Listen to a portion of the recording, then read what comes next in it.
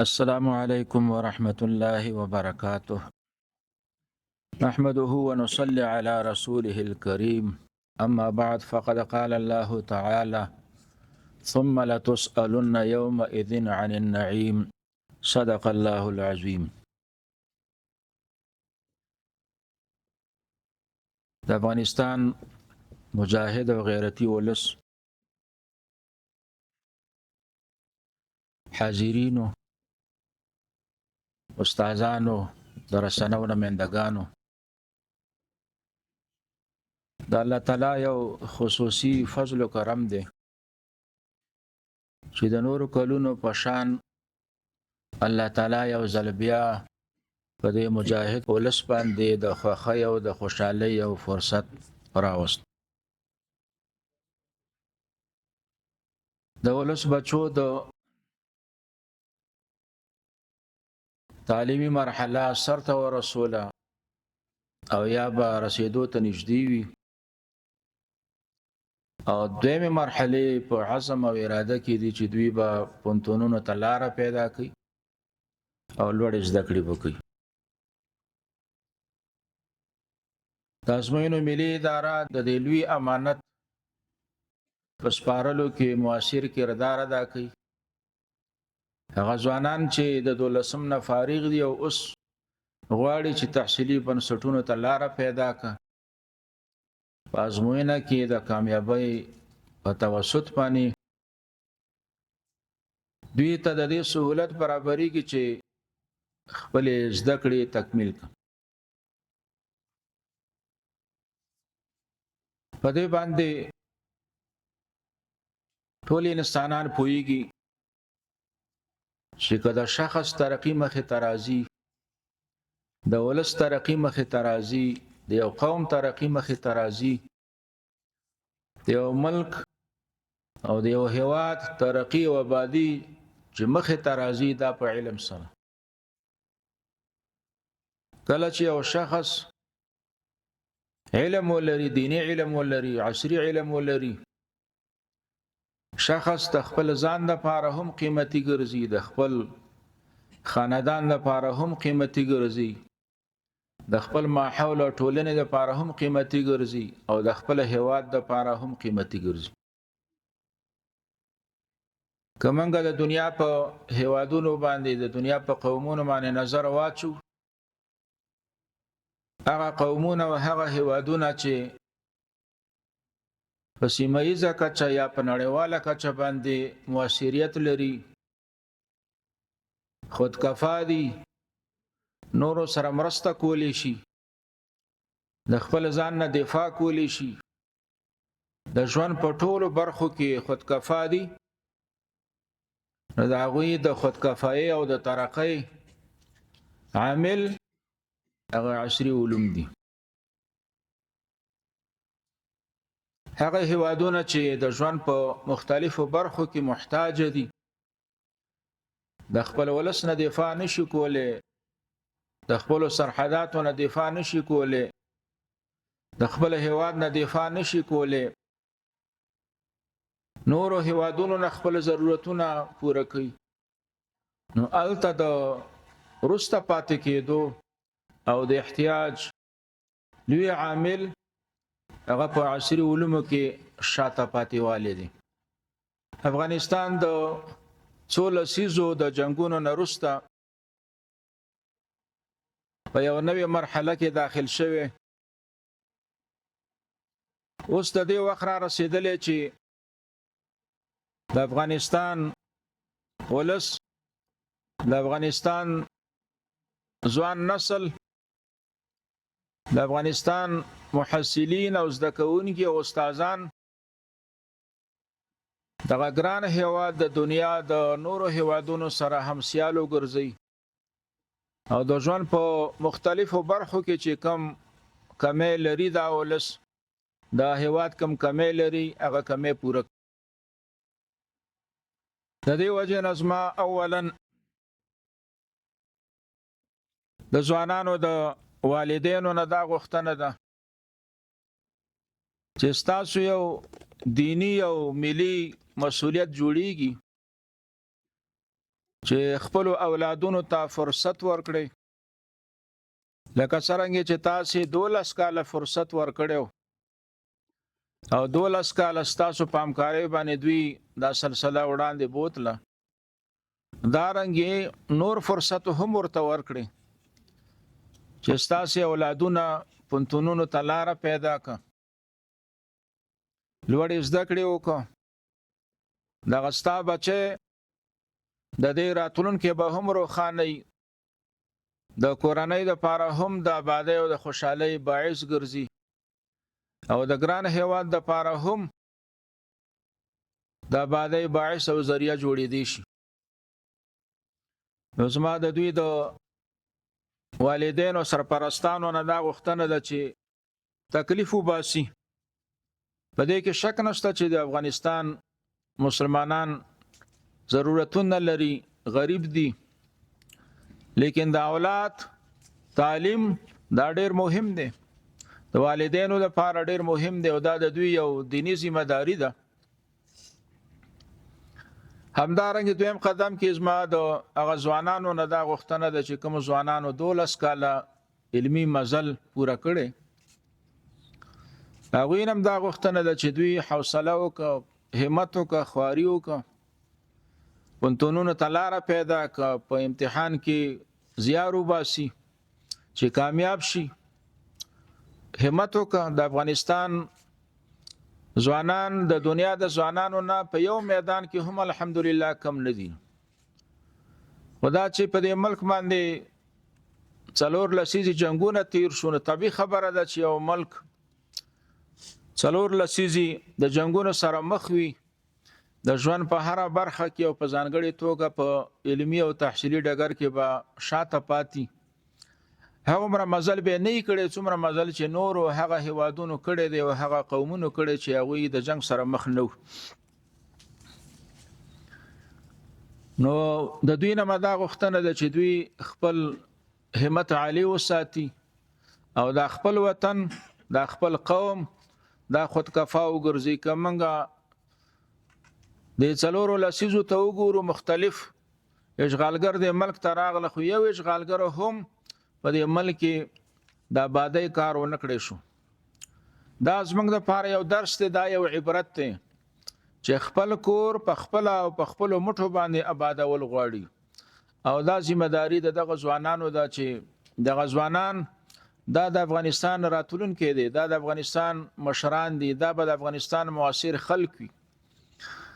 نو دوی د خبرې ته فکرمن شي متحد شي چې افغانستان موږ دغه موجوده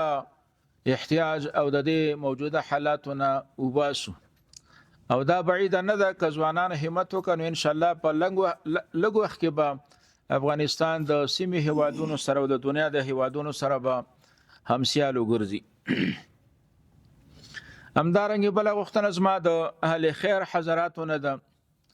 په ولسونه کې چې کم وسمن خلق دي مالدار خلق دي کاروباري خلق دي هغه نه مدا غوښتنه ده چې هغه ځوانان چې هغه د اقتصادي مشکلاتو سره مخ دي او لوړ زده کړو ته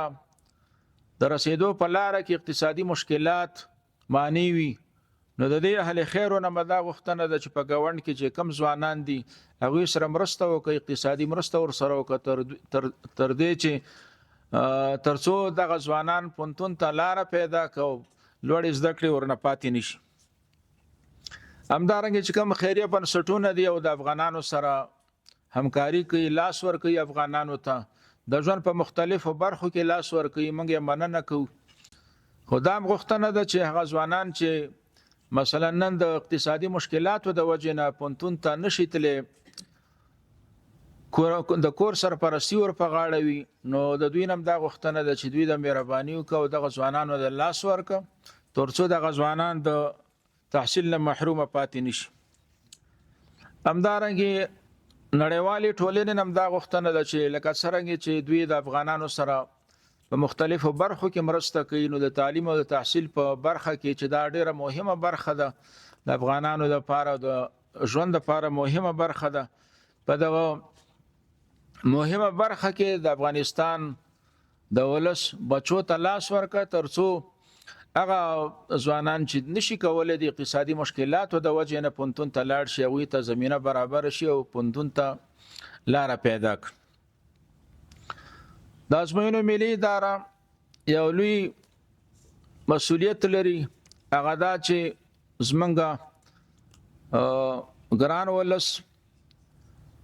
ګران هیوادوال تکلیف وباسي او 12 کاله یو کرت مثلا خپل اولادونو ته فرصت ورکړي د تعلیم او بیا به 4 کاله یا زیات 4 کالونو نه فرصت ورکړي، نو دا په حقیقت کې ډیره لوی قرباني ده. موږ دغه قرباني قدر کوو، د دې احساس ته را سره او په دې نتیجه رسیدلی چې کپلار او ورور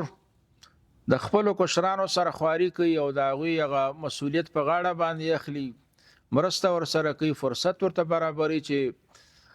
مکتب ته لاړ شي، لیسې ته لاړ شي، پونتون ته لاړ شي. دا آسان کار نه دی، دا درون کار دی. دوی تر هغه پورې دغه مسؤلیت سمبالول شي او همکاري ور سره کول شي چې دوی په دې باندې متيقن وي چې کزه د خپل کشر سره د خپل بچي سره خواري وکړم نو که امتحان ورکانو الته عدل او انصاف کې دی شي او زمنګ د خواري قدر کې دی شي.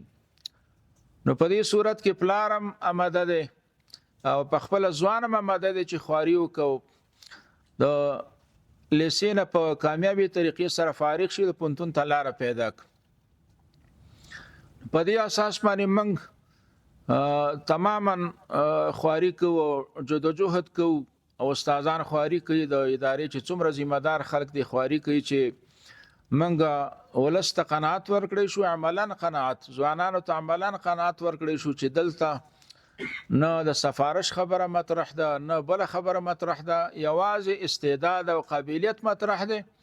کچا خواري کړی ده که هر څوک یو د هر منطقي وي دلته به کامیابیږي، خې نمرې اخیستی شي، او که خواري و نه کا ناکام شي نو په هیڅ صورت باندې بیا د کامیابی څلار نخ کاری سوا د دینه چاینده کال دی بیا په کانکور کې ګډون وکړه. د دې وجه نه اسلامي امارت د نورو نظامونو په نسبت باندې د نقطې ته ډېر متوجه دي چې خپل ولسته قناعت ورکړه، خپل ولسله حوصله ورکړه، ځوانانو ته حوصله ورکړه. که زموږ ولس په دې باندې پوه شي چې دلته سفارش چلیږي، دلته نور لارې چلیږي، نو بیا هغوی حوصله نه اخلي، په خپلو بچو باندې بیا مصرفونه نه کوي په دغه سختو شرایطو کې، او نه هغه ځوانان همت کوي چې هغه ځوانان په دې باندې پوه شي چې که زه ډېر هم خواري وکړم خو بیا هم په امتحان کې دغه نورې خبرې مد نظر وي، استعداد مد نظر نه وي، نو هغه همت نه کوي. الحمدلله د اسلامي امارت راتلو نه وروسته زموږ ځوانانو ته هم حوصله په لاس ورغلې ده، ولس ته هم حوصله په لاس ورغلې ده، ځوانانو ولس ته موږ د عملاً ثابته کړې ده چې هر هغه ځوان چې همت کوي، استعداد ولري، امدا به معیار وي، د همت او د استعداد او قابلیت په معیار وي او د په خو نمرو باندې پونتون ته لار پیدا کوي. د دې وجه نه د دې ادارې ذمہ دار او مسؤلینو په دې باندې کلونه کار وکړي چې موږ څنګه دغه ازموینه معیاري کړو. بیا په ځانګړې توګه باندې د کانکور ازموینه، نو اولا په دې باندې خواري وشو چې بانک زمونږ د داسې معیاري پښتنو نه جوړ شي چې هغه پښتنې ساده، اسانه، عام فهمه او د ځوانانو د تشویق وړو ګرځي. دا غیر لپاره یو قدم دا پورته شو چې کومې پښتنې چې په کوم استادانو باندې جوړیږي، نو اولنۍ خبره دا پکې مد نظر ده چې دا استاد به متخصص وي. دویم دا خبره پکې مد نظر ده چې موږ د دې استاد نه خاص تعهد اخلو لیکلې چې تبا معیاري پښتنه جوړي. دریم پکې دا مد نظر ده چې وړاندې به معمول ژباړې او هغه د ژباړې معمول م ختم کړي، د پښتنه به د پښتو استاد جوړي او د دری پښتنه به د دری استاد جوړي، یعنی ژباړه به پکې نه وي چې یو واره په دری باندې جوړ شي بیا پښتو ته ترجمه کیږي. چې کله استاد پښتنه جوړه ک بیا دا غي سره دا خبرم ضرور ده موږ دوه کس استادان د نظارت لپاره ورته ټاکلي دي چې د استاد په دې پښتنه باندې نظر اچي چې د استاد د پښتنه معیاري ده او کنه که ابهام او مشکل خو نه لري که ابهام او مشکل ولري د استاد سره مذاکره کوي او قناعت سره کوي او پښتنه اصلاح کوي همدارنګي په دې خاطر چې نور سہولت هم پیدا شي موږ دوه کس حدیبان په نظر کې نیولې دي چې کومه پښتنه چې استاد جوړه کا استاد دغه نظارت وکړه دغه نرسته به مثلا اغادیبان په دې باندې نظر اچي چې د پښتو او د دری ادبیات برابر شي نو پښتنه په مجموع کې داسې مخې تراشي چې معیاري وي او دغه څو کال چې کم کانکور مخې تراغه زموږ ځوانان او د ولس بچي د دې شاهدان دي دویم قدم چې اوچت شوی د ځوانانو د سہولت په خاطر باندې غدا چې وړاندې به د وخت کمی او کله به د وخت کمی د وجه نه یو ځوان ونکړي شو چې مثلا د پورا پښتني جواب کړي شي نو موږ هغه وخت کې زیاتواله را وسلور ساته وخت موږ ور کړی دی او دغه څلور ساته مخیرینه دی کې یو ځوان داسې وی چې مثلا هغه په دې څلور ساته کې پښتني حل نکړي شي بیا هم موږ استاد سوای تاسو ور سره تکلیف وباسي ورته کینی ترڅو د خپل مشکل حل کړي شي همدارنګه وړاندې به یو مشکل دا په دې پروسه کې چې هغه ځوانان چې د هجرت په دیار کې وخت لري بهر وي مهاجر وي او په ملکونو کې په انګلیسي باندې زده کړې کړې وي یا په عربي باندې زده کړې کړې وي نو دلته به چراغ له پښتني په ملي ژبه باندې وي یا پښتو یا په دری باندې وي نو غوي به پورا نشو حل کولې موږ د دوه نړیوالو ژبو سره موږ د دوه ملي ژبو سره دوه نړیوالې ژبې نور یو ځای کړې د سہولت په خاطر باندې انګلیسي او عربي هغه ځوان چې د انګلیسي سره بلدتیا ډیره لري یا د عربي سره بلدتیا ډیره لري دا کولای شي چې خپل ژبه د ځان لپاره انتخاب کړي چې ماته د پښتنې په انګلیسي کې جوړ کړي شي یا د عربي کې جوړ کړي شي دا پښتنې ورته جوړیږي همدارنګه د ازموینو نرسته د نتیجې شفافیت ته دلته چې کوم سیستمونه وجود لري الحمدلله موږ د سیمه هوادونو سره په دې باندې سیالي کولې شو سیالي روانه ده او دغه سیستمونه داسې دي چې په دې کې د انسان دخل نه وي کله ناس تاسو چې کوم ناس خلق دي د او زمنګ د دې ناس خلکو د درې کسانو منځ کې هیڅ فرق نشته په دې معنی سره د کسرنګ چې تاسو نشئ کولای چې مثلا د سیستم ته لاسرسي ولرئ یو تغییر پکې راولي دغه سیمه هم نشو کولای استاد هم نشي کولای هغه ذمہ دار خلک چې التکار کوي هغه هم نشي کولای چې د یو چا نمبر زیاته کوي یا کم دا یو ډېر ښه فرصت دی د افغانستان د ځوانانو د لپاره چې الحمدلله دغه مشکل نه سره خلاص کړیو چې یا بدګماني مخې ته راشي او یا یو ځوان مثلا د سفارش کوشش وکړي یا نور کوششونه وکړي همدارنګه چون کې د کان لزیاتو شو چې د ایران او د پاکستان د ګاونډیو هوادونو نه مهاجرین را روان دي یا د نورو هوادونو نه د ازموینو ملي ادارې دغه مهاجرینو لپاره چې د غوي مهاجرت ثابت وي چې کوم حق شمول هغه ورته معاف شوی دی همدارنګه بل سہولت چې موږ په نظر کې نیولې هغه دا چې کانکور ازموینه شروع هم شي تر هغه پورې چې د ولایتونو ازموینه خلاصې شوی نه د کابل ازموینه هم نه خلاصې شوی نه بیا تر دې حد پورې ثبت نام جاری وي یعنی مثلا هغه ځوانان چې تر اوسه پورې ثبت نام نه کړي کانکور ازموینه ته